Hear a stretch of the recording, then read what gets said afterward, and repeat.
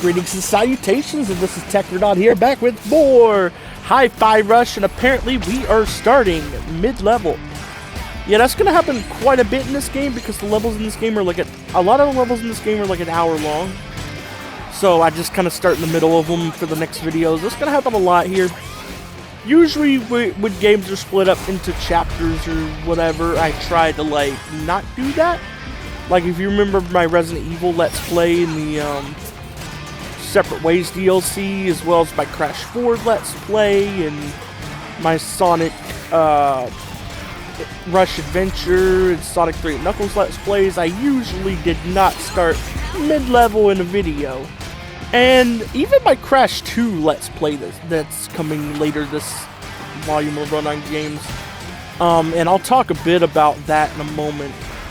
Even that, like, there's no point I'm starting mid-level. Like, I might start mid-level if I choose to record me going back and get the gems and stuff, because I am going to try to have the Let's Play be a completionist run.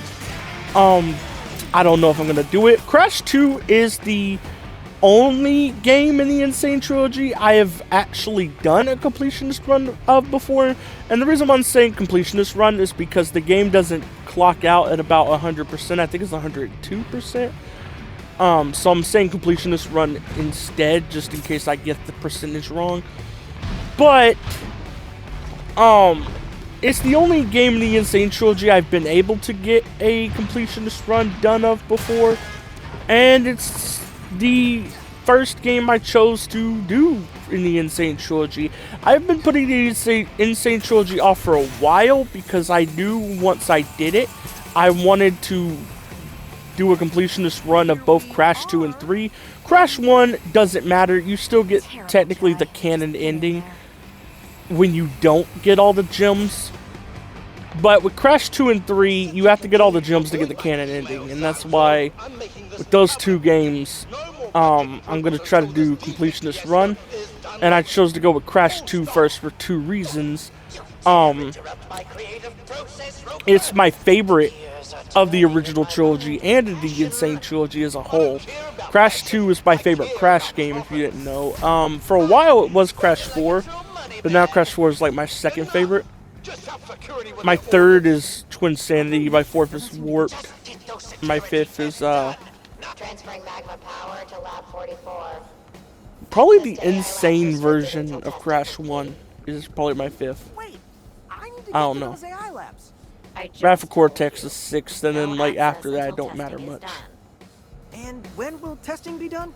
I don't know. Do I look like I work here? Yes, actually. Look, I don't run the tests, run up to Lab 44, and complain to them. So what I was getting at with the Crash 2 Let's Plays, it's the next Let's Play I'm recording at the moment while I'm doing this in RE7. And I kind of noticed something. Since I've been doing longer videos, these Let's Plays have less parts. So I might be able to do more than 6 Let's Plays this volume of Run On Games. I'm gonna wait and see how that comes out, because when I did the calculations, by the time I finish both these Let's Plays and Crash 2, assuming I don't do another Let's Play alongside Crash 2, all the Let's Plays I have recorded will be up by like mid-July, mid to late July. Which means I'll still have a few months I have to cover for this volume of Run On Games. If you don't know what I mean by that, I tried to make each volume of Run On Games last most of the year so that I have like consistent content going on most of the time. And then like between volumes of Run On Games, I'll usually do other stuff, like I'll either try to release more music, or I'll try to I'll try to do like one-off gaming videos, or like I'll make more YouTube shorts or whatever. Like there's usually something I do in between. It just won't be consistent as my Let's Play videos, because you know it won't be 3 videos a week like I do with my Let's Plays. This is probably the most smooth of any volume of Run On Games has gone so far, if I'm being quite honest. Like, yeah, there's been a Let's Play there was actually a Let's Play I canceled that was originally planned. Actually, 2 Let's Plays that were originally planned that I kind of canned in the end because originally I was going to do SpongeBob Battle for Bikini Bottom Rehydrated. And actually, three Let's Plays were canned that were originally supposed to be done for this volume run on games. And that's SpongeBob Battle for Bikini Bottom Rehydrated. Life is Strange, True Colors, and Dot Hack Volume 2. Yeah. And the thing is, 2 of those Let's Plays were fully recorded, but I have different reasons for canceling each one. I canceled Life is Strange True Colors because I had gotten, I got Hi-Fi Rush, and I was like, you know what, I'd rather do this game. So there's the explanation for why I canceled and basically deleted all gameplay footage of Life is Strange True Colors.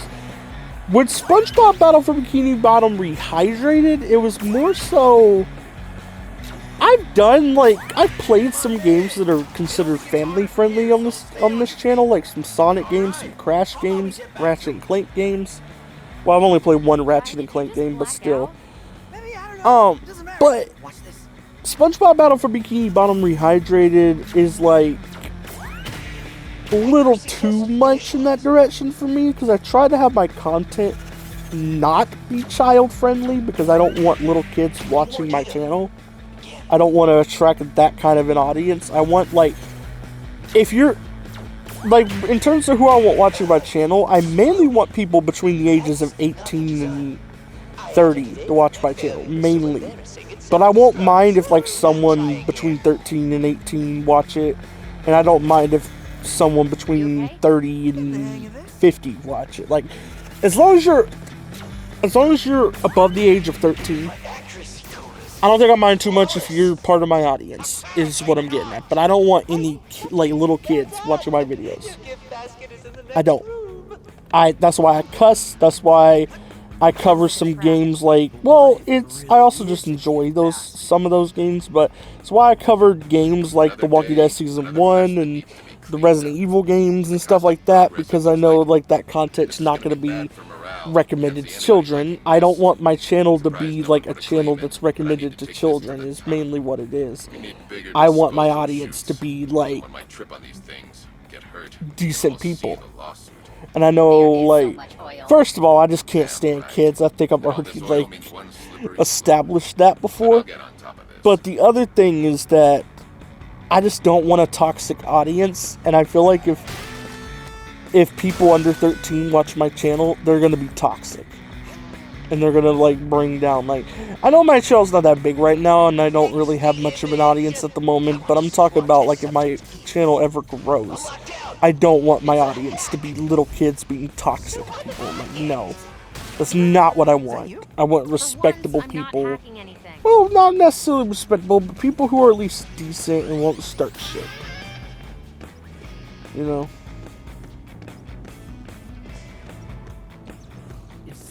But oh well. Downing anything other than his energy drink, he goes ballistic. I'm not about to get yelled at on my... Oh yeah, I never explained why I never did Dot Hack Volume 2. I might have already said it. Oh, But that Let's Play was like, they tell you I would handle your insurance? it was too much. I'm just getting If that them makes ready. sense. Please return after I started editing the videos together, and I would have to literally edit like an hour and a half of content into one video just so it's not like a really long Let's Play. And it just didn't really work. On top of that, like, I did start doing these longer videos so I could do some longer games, but I underestimated how long Dot Hack Volume 2 is. Because the game does clock in at 16 hours when you're just talking about gameplay. But when I calculated the hours back with all the gameplay recorded, it was like 25 hours, I want to say, with cutscenes added in. I don't know. I don't know for sure if it was 25. It was somewhere about 20. And for me, I have to be really enthused about a game for it to be over 20 hours and me do the Let's Play. That's why the only game I've Let's played over 20 hours is Sonic Frontiers. Because at the time of doing that Let's Play, I was really enthusiastic about it. If I'm not that enthusiastic about it, I'm gonna lose interest on the Let's Play before it's over. If it's that long.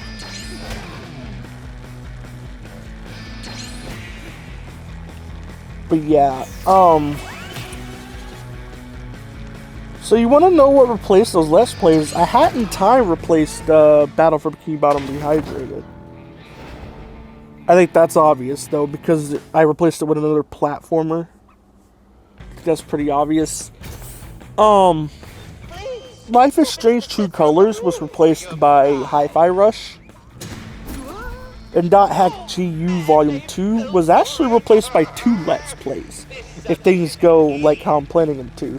Which is RE7 and Crash 2. And the reason why I say it was replaced by 2 Let's Plays is because it was a really long Let's Play. And I'm kind of going off of like how many videos it would have taken to upload the Let's Play is worth like the entirety of, at least the entirety of RE7 and Crash 2. So yeah. Funny thing about me doing RE7 and Crash 2 kind of back to back, it actually gives me a little bit of nostalgia in a way, because I wasn't like a little kid or anything in 2017. I was actually like 17 when RE7 dropped, and I was about to turn 18 when Crash Insane Trilogy came out. But like, you don't understand how much hype I had for both of those games and how much I enjoyed them. Like, I want to say 70%, maybe 80% of my time spent playing single player games in 2017 was RE7 and the Insane Trilogy. I want to say like 80% of my single player gaming time that year was, no, not 80, it was like 60 maybe, because I did play in a couple other games. Okay, if I'm only going by single player games released that year, it was like 90%, because I also played The Walking Dead New Frontier, but that was kind of the only other game that came out that year I even cared about, and it wasn't really as great, so I kind of just did one playthrough and then never touched it again. Oh, by the way, if anybody's wondering why I never continued my Walking Dead, the Walking Dead Let's Plays after Season 1, I might. I just didn't want to do any Telltale games this volume because, I have a harder time commentating over them. That's really what my main issue is. I have a harder time commentating over them because when I commentate, I can't hear the gameplay, so I don't know when to shut up when characters are talking, unless there's cutscenes or there's like little text boxes down below. So it's like it's also really hard to know when to, like, it's also hard to know how much to commentate in the Walking Dead games, so I'm just like, I don't know. I don't know if I'm going to continue them. I actually started recording and almost did The Walking Dead final season last volume, but I was just like, yeah, I don't know about this. Whew, anyway. Let's go already. Let's go already! My terrible John DiMaggio impression. I'm sorry. I can do a pretty decent Maurice LaMarche impression, though. Greetings, little peons, which I invented. You see before you a series of evil devices that me, invented. Over the years, the disgusting heroes of this world, which I invented, me, not Cortex, read your Bible, I wrote it. Heroes like disgusting bandicoots just leave these toys to rot where they fall. But Dr. Cortex, who says he invented many things, liar, he says, hurry, build me a spacehead and many NV devices. So I have invented recycling. See, I can do that's me doing Maurice LaMarche impression via Embryo. I can also do Mr. Freeze.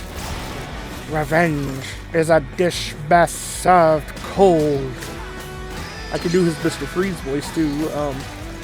LaMarche is probably the main voice actor I can actually do voices of because, like, I don't know. He's my favorite VA, first of all. He's always been my favorite VA.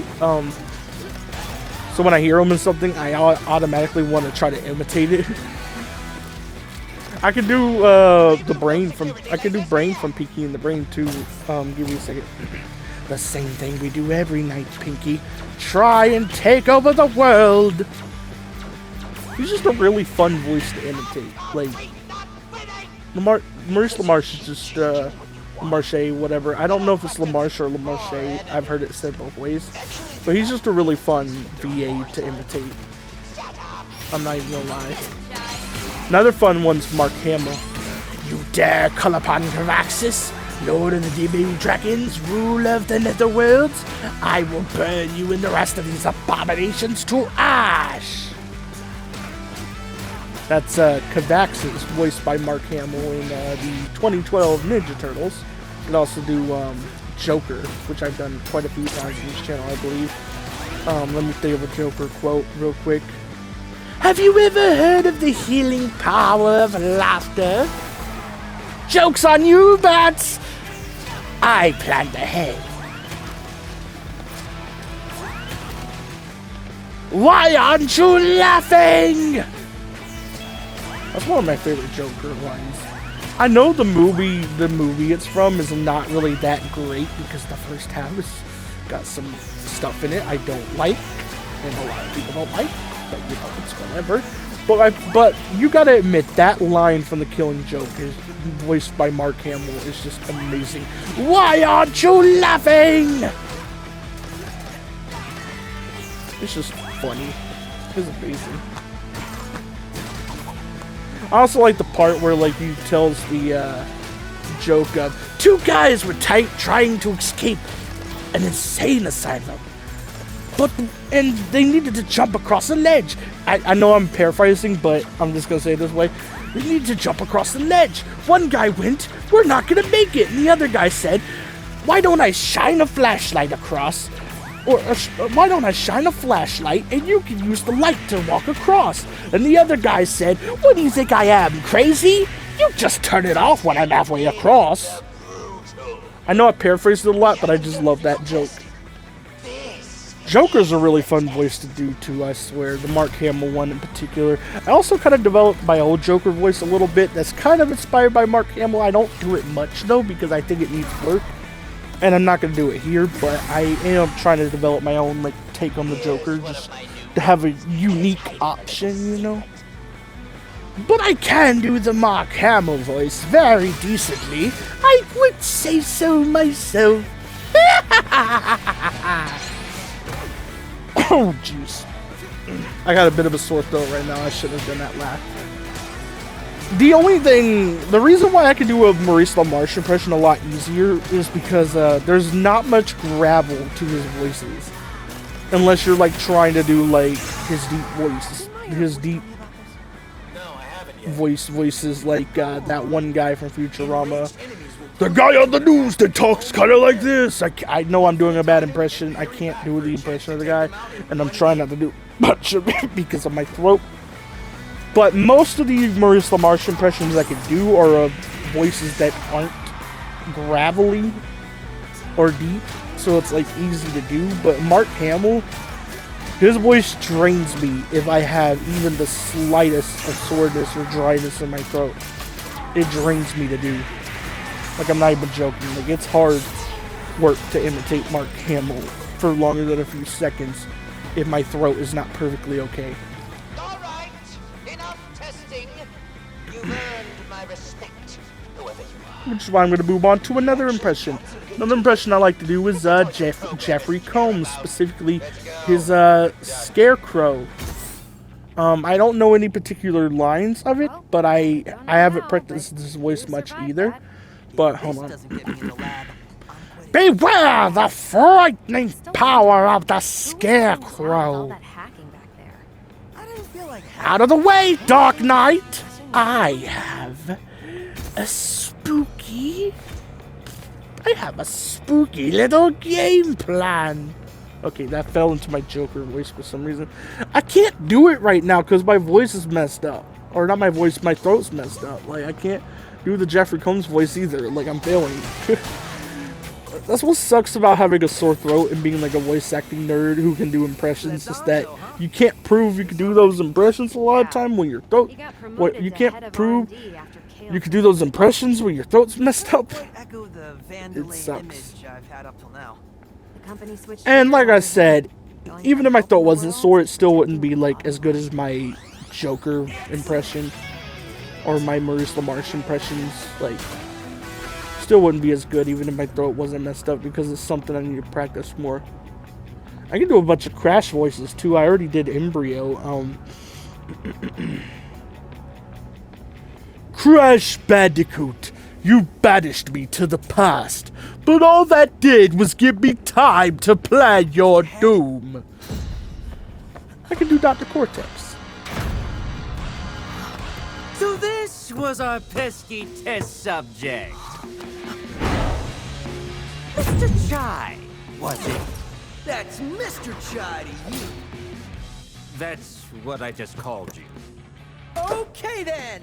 I am Zon. Yeah, I know. Zonzo, head of R&D. Look, dude, I'm not gonna serenade you.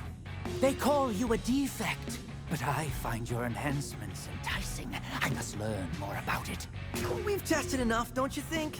I saw your reflexes, but how about your endurance? Let's give it a go, go, go! But enough talk. Have at you!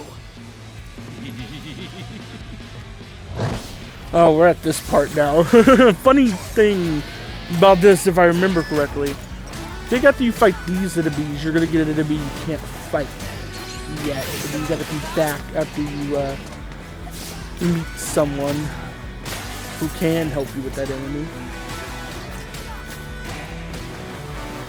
I do like how the game works with that, though.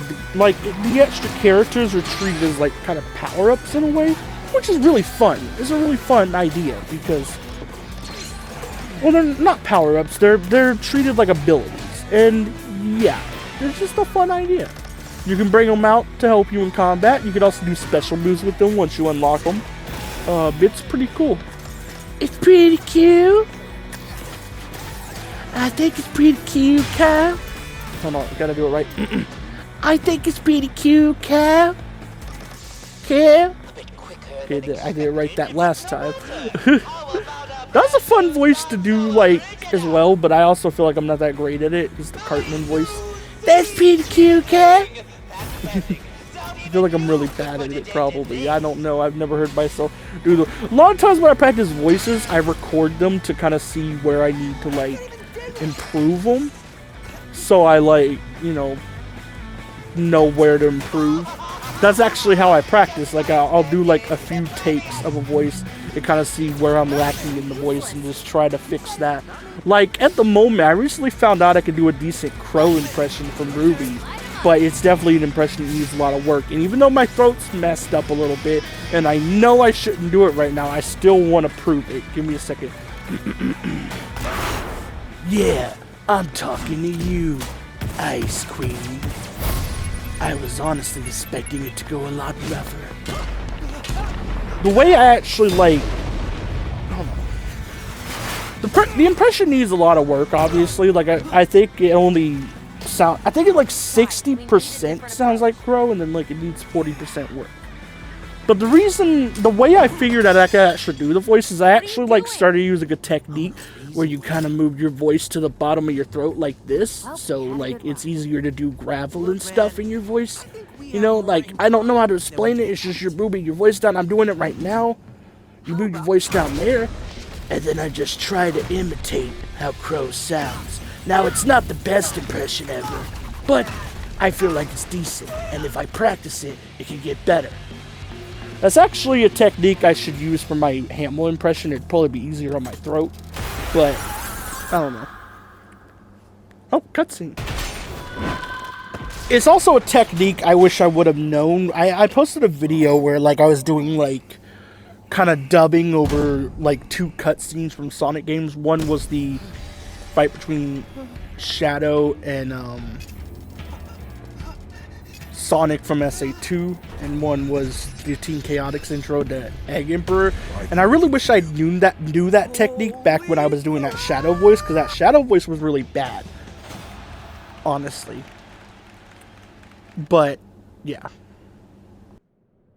Previously on Hi-Fi Rush. How about...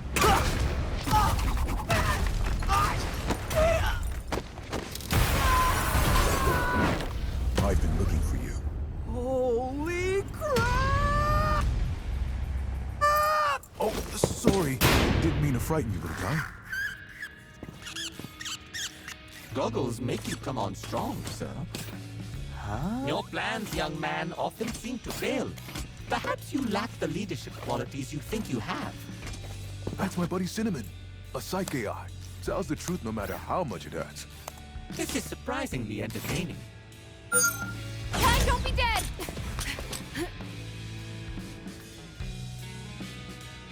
Macaron, I presume? Peppermint! Wonderful to finally meet you in person. Sir Macaron said expressions make me less off-putting.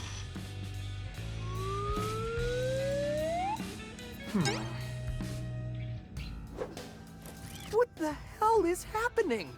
Chai, meet Macaron, my man on the inside. Wait, was that you hacking the test labs? Just my way of showing who's boss. But he works for Vandalay. Yeah, used to be the head of R&D under Roxanne Vandalay. Then Kel brought in his crew, and now there's Spectra. A disgruntled employee. But this place is my whole life. I wanted to do something. And I realized I can. From the inside. I will say, you may have to do more than just pick on Zanzo. Yeah, I mean, we already have our hacker. I was thinking of a non-violent solution. Against those robots that just tried to kill me? Oh. Something big is going down, Macaron. We've got to be proactive. But fighting isn't my style. Then why do you have a punching bag? Sometimes work gets a bit stressful, knowing who took everything from me. You mean that guy? Frozo!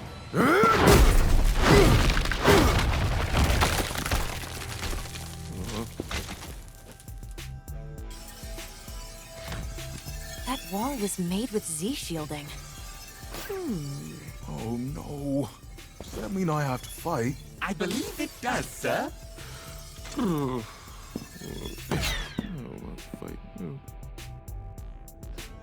Hey, Chai, before heading out, mind coming over here?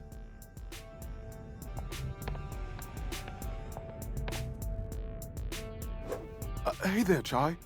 To be honest, I'm not sure I can be of much help. What are you talking about? You can literally destroy what's holding us back. Right, I know, but just give me some time to get used to it. But anyway, look at this. Those chip enhancements Peppermint made for you are pretty awesome. Already? Is Tech Talk like your #1 priority? Well, it is kind of my job, so maybe a little bit. Okay, that makes sense. So I was thinking, why not add a bit more punch to those chips? If you get what I'm saying. With some extra supplies, I can make them more effective. A higher level chip needs more energy, so each level will take up another slot. But once you level up a chip, you can switch back and forth to lower levels. Mission report. Our goal, get back on track to entering the AI labs. The good news, Chai, is that Zanzo thinks you're dead. Okay, stop showing me this. Only thing slowing us down was Z-shielding. And I can take care of that. So I'll configure 808 to call Macaron in. Call me in. I'll explain later. Oh, finally you are rebelling, sir. After all these years of inaction. Thanks for the positive reinforcement, Cinnamon. Anyway, Macaron's lab is just below where we were headed. So let's get back to those AI labs and destroy Spectra. Simple enough.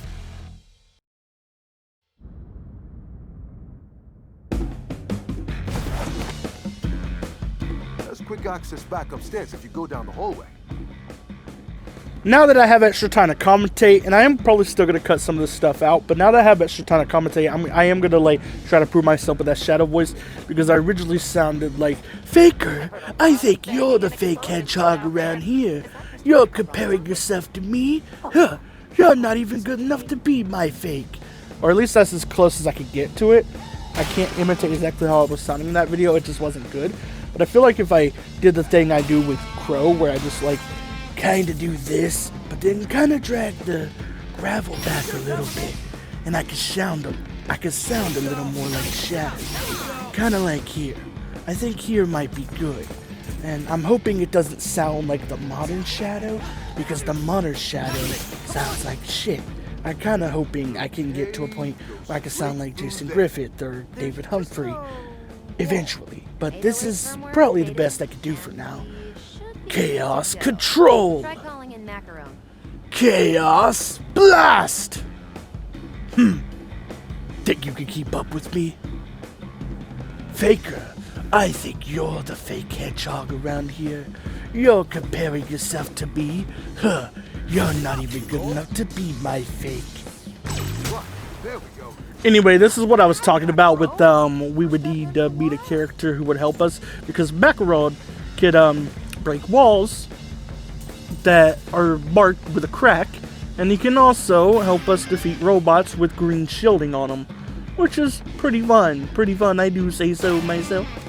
I think, I honestly think Korsica's the best character in terms of, like, how useful she is, but I do really like Macaron and, Peppermint as well. Like, honestly, I don't think I could say any of them are really, like, useless or anything like that. They're all pretty on par with each other in terms of how they're used and stuff. I just have a slight preference for Korsica because there's a move later in the game you can unlock where Korsica comes into combat with you, and, like, you can just, it's like an ultimate move or whatever. I forgot what the game calls them, but yeah. And that's kind of where my bias for Korsica comes, because I like her move, one of her moves for that, better than the rest of them, and that's kind of it.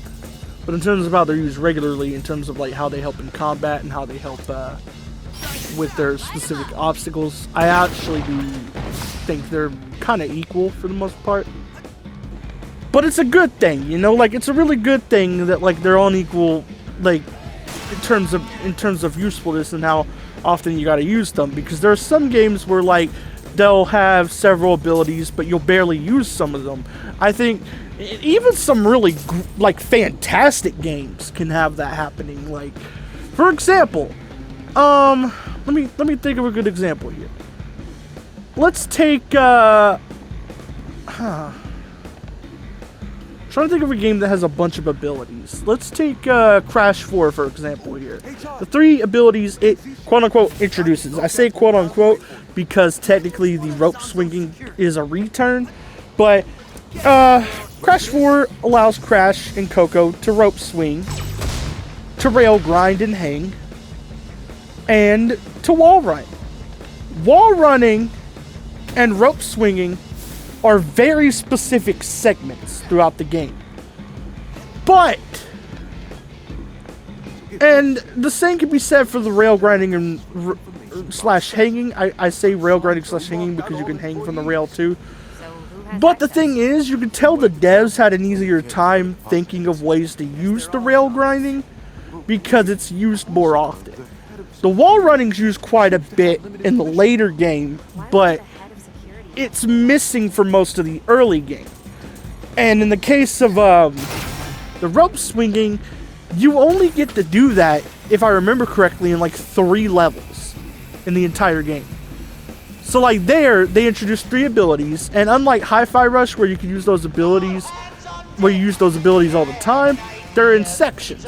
But if we compare how much they're used, you can tell that the rail grinding ability was the most useful game design wise, and the other 2 don't really offer as much to the games. Compare that to a game like Rift Apart, where they introduced the phase dash and again wall running.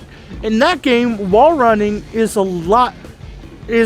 used just about as much as it is in Crash 4, but it feels a lot smoother, and they're able to get away with like in my opinion, a few sections that are a little more creative because of that. But those are both fantastic games. They just don't balance the abilities as well as Hi-Fi Rush is what I'm getting at. I am going to be ending up the video right about here, so bye.